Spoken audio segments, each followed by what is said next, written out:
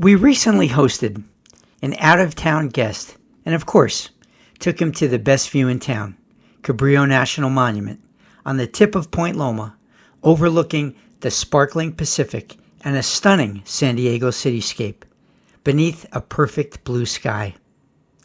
Inside the Lighthouse Museum, I was struck by a quote from Emma Minter, a young girl who lived there with her family in the 1870s. Life as a lighthouse keeper in those days was isolated and hard-scrabble. Emma writes, "What had I for playthings? The nicest in the world. Pretty shells, colored stones, kelp babies. It seems to me that I can remember every day of my young life there." Now, her joy in the simple things that God provides took my breath away. Surrounded by nearly every modern convenience, I struggled to recall the last time I felt that kind of joy. Maybe that sense of wonder is unique to childhood, or perhaps a gift of simpler times. The next morning, I was struck by the insight of another Emma, faith blogger Emma Denze, writing 150 years later about battling morning anxiety and how appreciating what God provides can be a tonic, that trusting God is enough. She writes that there's much to appreciate every day. Quote, "We do not wake up each day hoping the sun will come up, because it is the regular faithfulness of the Lord Creator who perfectly keeps our solar system running in order." Now that's no small thing in the face of all we do have to worry about.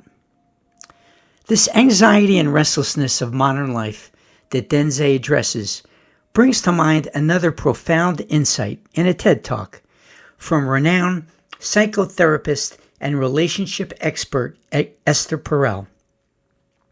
Perel shares that in little Emma's day, and throughout much of history, it was God, not a romantic partner, who was considered our significant other. Back then, a spouse was chosen as a helpmate, not a soulmate.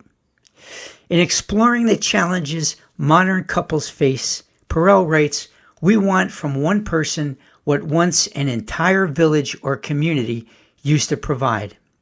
We want our partner to be our best friend, our confidant, our passionate lover, our intellectual equal, our co-parent, and more. We expect them to give us what once an entire community, or even God, used to give." In the context of our walk with God, this reminds us that no single human relationship, no matter how blessed, can meet the deep soul hunger only God is meant to satisfy. In another place, Perel quotes sociologist Zygmunt Bauman on the restlessness many of us feel. Quote, "There is always a suspicion that one is living a lie or a mistake, that something crucially important has been overlooked, missed, neglected, left untried or unexplored, that a vital obligation to one's own authentic self has not been met, or that some chances of unknown happiness completely different from any happiness experienced before have not been taken up in time and are bound to be lost forever if they continue to be neglected." As we know, this longing has always been part of being human, as these ancient words from Scripture attest. This is from Psalm 107. "For he satisfies the longing soul, and the hungry soul he fills with good things." I think faith mitigates this restlessness by helping us center our hearts as it points to something bigger than ourselves.